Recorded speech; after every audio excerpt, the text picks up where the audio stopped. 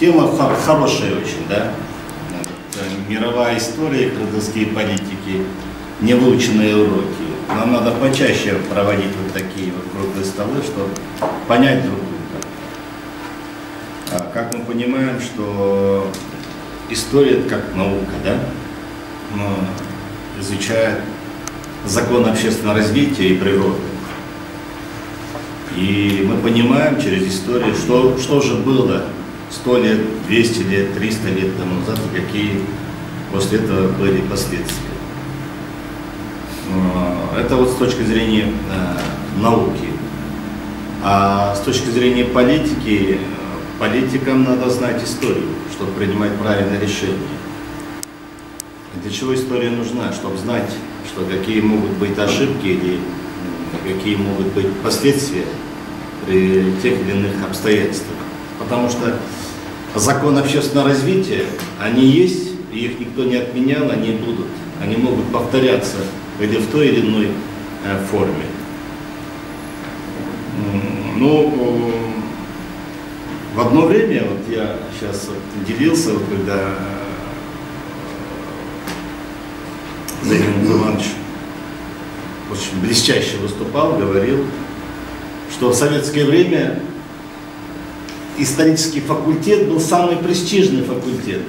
И любой человек, который хотел себя связать в дальнейшем в партийном или советском строительстве, он обязательно поступал туда, и там конкурс был очень большой. Это говорит о том, что в свое время очень большое внимание придавали как науке, истории, и вообще человек с историческим образованием, он пользовался очень большим, то есть был востребован. Вот, исходя из того, что мы делаем сейчас, мы вот сидящие все здесь, мы создаем вот сегодняшнюю историю. Мы создаем историю. Здесь есть вот два спикера, которые возглавляли парламент нашей республики в разные времена, ну, с небольшим промежутком.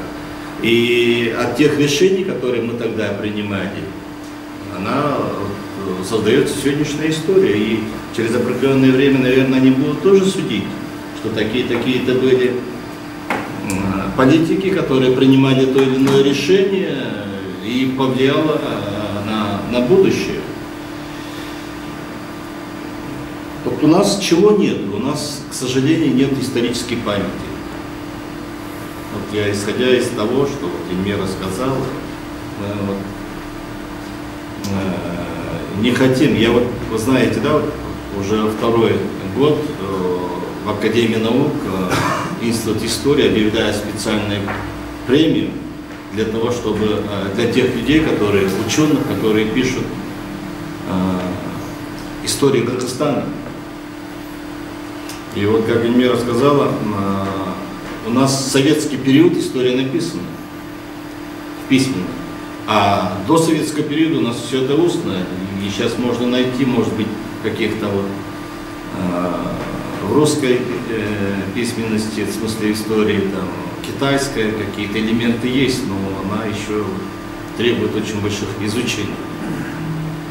И отрицать, что у кыргызов не было истории, я не согласен. У нас история действительно далекая, но у нас она отличается, может быть, от письменной истории, которую писали, вот, читал, и под большим впечатлением вот, нахожусь до сих пор, когда вот прочитал вот, «Шелковый путь» Питера Франкопана, который очень многие написанные исторические факты он подводит к сомнению.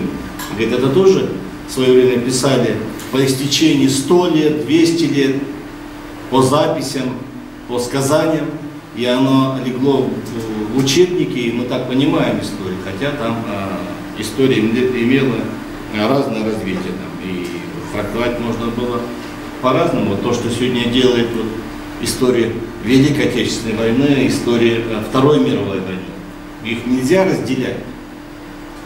Для нас тоже это Вторая мировая война, но для наших отцов и дедов это была Отечественная война за то, чтобы сохранить, то есть нашу страну, наше Отечество, наше будущее. Вот, заканчивая свое вот такое небольшое вот экскурс, мне, во-первых, приятно, что здесь слушать разные мнения. Главный Методик абсолютно прав. Он как публицист, как журналист, он подходит, просто он цепляет то, что должно зацепить нас. И мы должны, вот, исходя из этого, просто больше и глубже изучать и понимать общественные законы развития нашего общества. Их никто не отменял, и они будут повторяться, потому что это законы, как и законы физики, как и законы математики, закон общественного развития, они тоже имеют фундаментальные такие моменты, до которых надо учитывать для принятия решений. И последнее, вот там, по-моему, было у вас, то есть, Зиновий Иванович, еще про элиты, да, вы пропустили, наверное, потому что я когда читал об этом тоже, есть ли сегодня политическая элита у нас? Вообще, есть ли слой такой интеллигенции, это, хотя советское слово, она очень близкая нам, да? Вот этот вот слой мы должны формировать. Вот до этого мы как раз сидели, чуть раньше пришли, Муратбек Зинспаевич одну такую хорошую фразу сказал. Это вот зацепило. Он, знаете, вот мы когда обсуждали, сидели, он сказал, что у нас есть город, но у нас нету горожан. Это очень такое подчеркнутое такое слово было. К сожалению, у нас сейчас тоже есть общество, но я не могу сказать, что нету. Но мы должны формировать вот эту политическую, культурную элиту. И если эта элита будет, эта интеллигенция, помните, я помню еще с советских времен, интеллигенция это совесть нации, так называли в советское время. Вот сегодня тоже можно вот это говорить, что кыргызская элита, наша кыргызстанская элита, вот, она должна быть как совесть нашей нации, нашего народа, и они должны обладать, иначе мы потеряем очень много. Самое главное, мы потеряем время.